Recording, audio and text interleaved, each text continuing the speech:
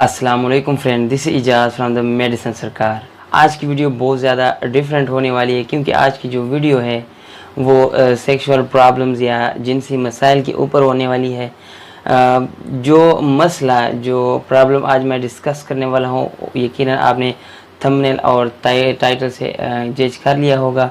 आज मैं आपसे बात करने वाला हूँ प्री मैच्योर एजाकुलेशन के बारे में। प्री मैच्योर एजाकुलेशन क्या है और प्री मैच्योर एजाकुलेशन की वजूहात क्या है, प्री मैच्योर एजाकुलेशन का इलाज क्या है। प्री मैच्योर एजाकुलेशन सिंपल अल्फाज में, अगर सादा देसी अल्फाज में मैं इसको बयान करूँ तो ये एक जिनसी बीमारी है।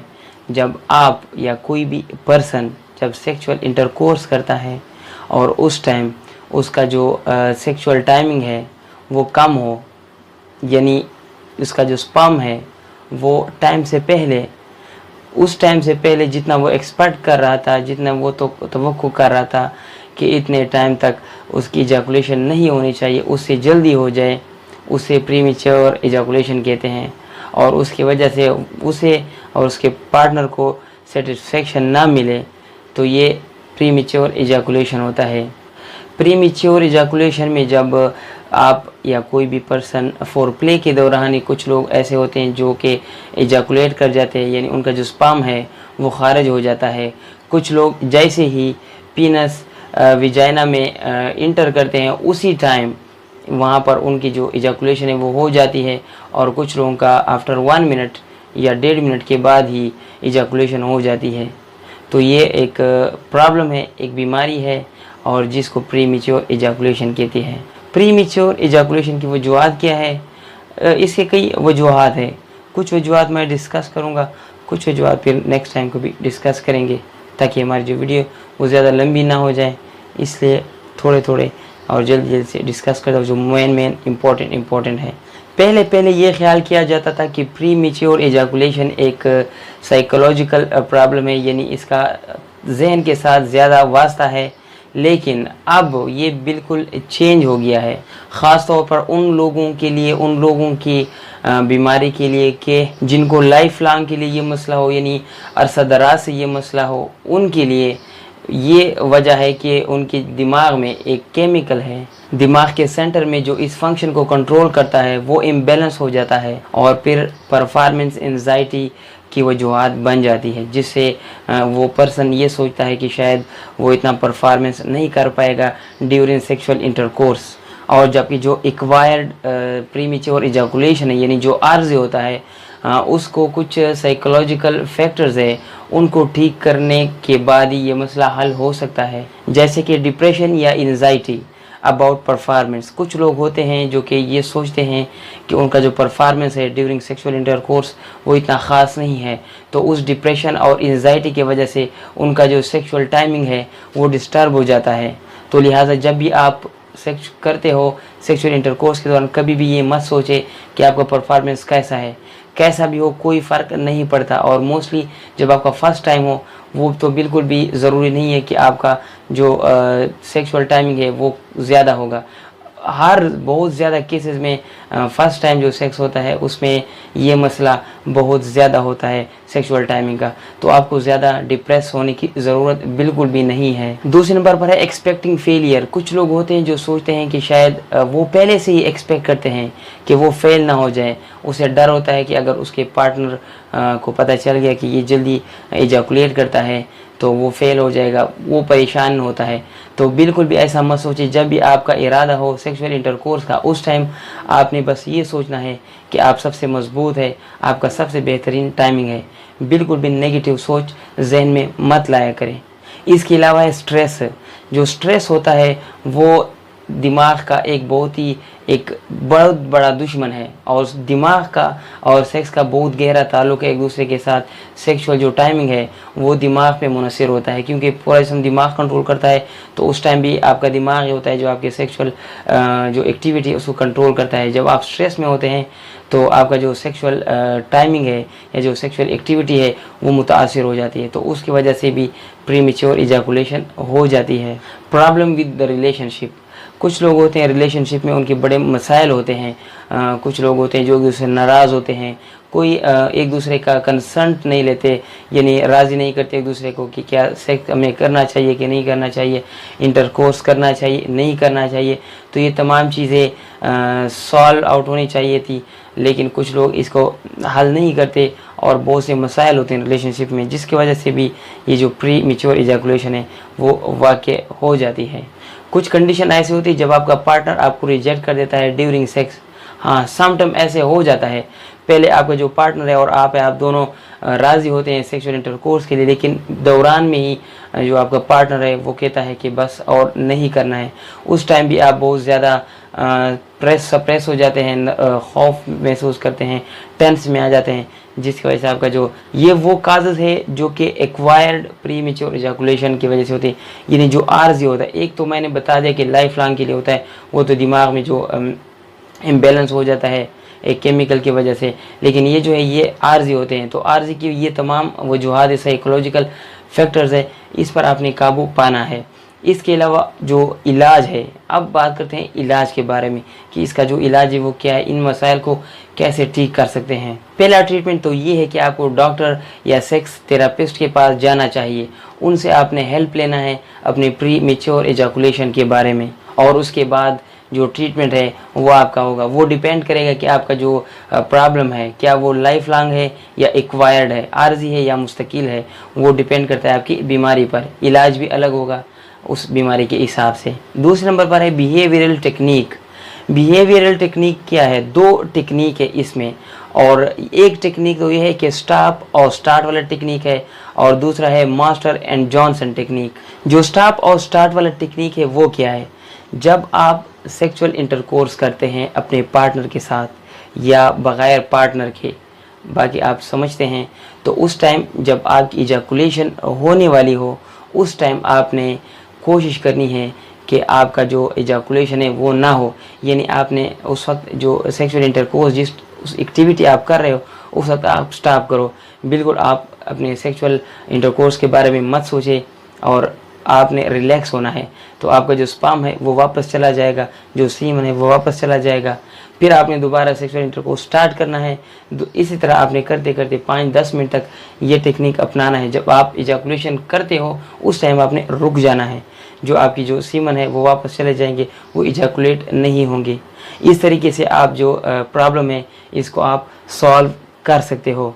दूसरा ये है कि master and Johnson technique. Master and Johnson technique भी तकरीबन सेम ही है, बहुत ज़्यादा फ़र्क नहीं है। जब आप इजैकुलेशन के करीब हो, आपका सीमन बाहर आने लगा हो, उस टाइम आपने पीनस को स्क्वीज़ करना। यानी जब आप जिस टाइम सेक्स कर रहे हो अपने पार्टनर के साथ, तो उस टाइम अगर आपको फील हो कि अभी आपकी इजैकुलेशन होने वाली है, तो आपने अपना जो पेनिस है वो बाहर निकालना है विजाइना से, और उस टाइम आपका जो पेनिस है आपने यहाँ से जो पेनिस का जो हेड है, सिर है, वहाँ पर आपने दबाना है ज़ोर से, तो आपकी जो इजैकुलेशन है वो ना हो। तो इस तरह आपका जो सीमन है वो वापस चला जाएगा। और ये आपने कम से कम अगर आप 5 मिनट तक ये कर लोगे, यानी एक बार चला जाए दोबारा वापस, उसके बाद आपने फिर से जो इंटरकोर्स है वो स्टार्ट करना है। और जब दोबारा अगेन जो आपका जो सीमन है वो आने लगी, इजैकुलेशन होने लगी, तब आपने स्टॉप होना है, और उसके बाद अगेन आपका जो पेनिस है उसको आपने स्क्वीज़ करना है ताकि आपका जो सीमन है वो बाहर ना आ पाए। तो ये टेक्निक 5 मिनट तक आप कर ले, कम से कम जो इजैकुलेशन है 5 मिनट तक रोक के रखें, और कुछ टाइम तक इंशाल्लाह आपको इससे भी बहुत ज़्यादा फ़र्क पड़ेगा। ये टेक्निक जब आप कर रहे हो, यानी सेक्सुअल इंटरकोर्स कर रहे हो या पार्टनर के साथ कर सकते हो, पार्टनर के बगैर भी जब आप कर रहे हो, तो ये आपका जो काम है वो हो जाएगा। इसके बाद है केगल एक्सरसाइज। केगल एक्सरसाइज भी बहुत एक अहम रोल अदा करता है प्री मैच्योर इजैकुलेशन को ठीक करने में। केगल एक्सरसाइज मुख्तलिफ़ अक़साम की होती है। सबसे पहले जो टाइप है इस एक्सरसाइज की वो ये है कि आपने किसी कुर्सी या टेबल पर बैठना है, और आप जिस अंदाज में बैठे होते हैं कुर्सी पर वो आप इमेजिन करें, आपको समझ आ जाएगा। उस टाइम आपकी जो नी जॉइंट है उसके दरमियान आपने कोई ऐसे इलास्टिक कपड़ा डालना है, इलास्टिसिटी वाली कोई रस्सी डालनी है, और उसको बांध देना है अपने दोनों टांगों के दरमियान। यानी आपकी ये दोनों टांगे हैं, दोनों टांगों के दरमियान कोई इलास्टिसिटी वाला कपड़ा लगाना है, और फिर आपने दोनों टांगों को ऐसे जोर देना है। ऐसे होंगे जोर देना है, कम से कम 20 मिनट तक आपने गिनती करनी है, और इसी तरह आपकी टांगी रहेगी। उसके बाद आपने रिलैक्स हो जाना है। अगेन फिर आपने इस तरह कंट्रैक्ट करना है, अपने ज़ोर देना है, खोल देना है अपने टांगों को, और 20 तक आपने गिनती करनी है, 1 2 3 4 5 7 8 19 20। तो कम से कम आपने ये जो एक्टिविटी है, ये एक्सरसाइज है, आपने 10 मिनट तक करना होगा रेगुलर। दूसरे नंबर पर जो एक्सरसाइज है वो ये है, जब आप बैठे होते हैं तो आपने अपना जो एनस है आपने उसको कंट्रैक्ट करना है। यानी जब आप फॉर एग्जांपल सोचें कि आप वॉशरूम में बैठे होते हैं या आपको बड़े पेशाब की जगह से जब आपका गैस निकल रहा हो और आप उसको कंट्रोल करने की कोशिश कर रहे हो, उस तरह का आपने ज़ोर लगाना है, सही कंट्रैक्ट करना है अपने एनस को। तो ये काम भी आपने कम से कम 20 तक गिनती करनी होती है, फिर रिलैक्स होना है, दोबारा इस तरह 20 तक गिनती करनी होती है, और ये काम आपने 5-10 मिनट तक करना है। तो ये भी एक एक्सरसाइज है। इसके बाद ये है कि आपने किसी बिस्तर या ज़मीन पर लेट जाना है। लेटने के बाद सीधा बिल्कुल लेटना है। उसके बाद आपकी जो टांगे हैं, जो पाँव है, आपने इसको उठा देना है, और आपकी जो एंकल है वो आपने यहाँ पर अपने बटक के साथ टच कर देने हैं। ठीक है, टच करने के बाद आपने अपने जो बटक है उसको ऊपर उठा देने हैं। तो ये आपका एक कंडीशन इस तरह हो जाएगा, या आपकी टांगे, या आपके बटक, या आपका बॉडी, या आपका सिर, इस अंदाज से आपने एक्सरसाइज करना है। ये भी आपने 20 तक आपने काउंटिंग करनी है, गिनती करनी, फिर रिलैक्स होना है, फिर टांगे सीधी करनी है, फिर आहिस्ता आहिस्ता बटक तक लेके आनी है, फिर बटक को उठा के देना है, और इस अंदाज से आपने ये एक्सरसाइज करना है। तो ये कीगल एक्सरसाइज की अक़साम है। तो ये जब आप करेंगे, इससे आपका जो पेल्विक फ्लोर है वो मजबूत होगा, उससे आपका जो प्रीमेच्योर इजैकुलेशन है वो ठीक हो जाएगा, वो जो बीमारी है वो ख़त्म हो जाएगी। इसके बाद है रिड्यूस पेनाइल सेंसेशन, यानी जो आपका पेनस है वो हसास होता है ड्यूरिंग सेक्स। तो आपने हसासियत को कम करना है। जब हसासियत कम होगी तब भी इजैकुलेशन जल्दी नहीं हो पाएगी। अब हसासियत कम करने के लिए बहुत सी क्रीम्स, स्प्रे वगैरह अवेलेबल है जो आप अपनी पेनस पे लगा सकते हो या स्प्रे कर सकते हो सेक्सुअल इंटरकोर्स से आधा घंटा पहले। तो आपका जो पेनस है वो हसासियत उसकी ख़त्म हो जाएगी, और फिर जब आप सेक्सुअल इंटरकोर्स करेंगे उस टाइम आपका जो टाइम है वो ज़्यादा हो जाएगा। कोशिश करें कि जब आप जो क्रीम या जो स्प्रे आप इस्तेमाल कर रहे हैं पेनस के ऊपर, उसके ऊपर आपने कॉन्डम इस्तेमाल करना है, ताकि जो दवाई है या जो स्प्रे के जो असरात है वो आपके पार्टनर तक ना पहुंच पाए, ताकि उन्हें भी इनसेंसिटिविटी ना हो जाए, हसासियत उसकी भी ख़त्म ना हो जाए। इसके अलावा दूसरा तरीका ये है, अगर आपके पास स्प्रे या क्रीम नहीं है तो आप 2 कंडम ऊपर चढ़ा सकते हैं अपने पेनस के ऊपर, इससे भी सेंसेशन थोड़ी सी कम हो जाती है, तो जो प्रीमेच्योर इजैकुलेशन है वो नहीं होगी। इसके अलावा एक मेडिसिन है, एक ग्रुप से ताल्लुक़ रखता है, SSRI selective serotonin reuptake inhibitor.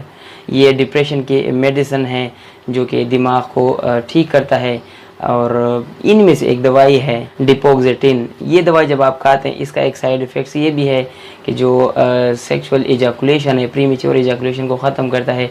यानी एक पर्सन का अगर इजैकुलेशन 3-4 मिनट में होता है तो उसकी इजैकुलेशन बढ़ा देता है, 5-6-7 मिनट तक कर देता है। तो ये मेडिसिन भी आप इस्तेमाल कर सकते हैं।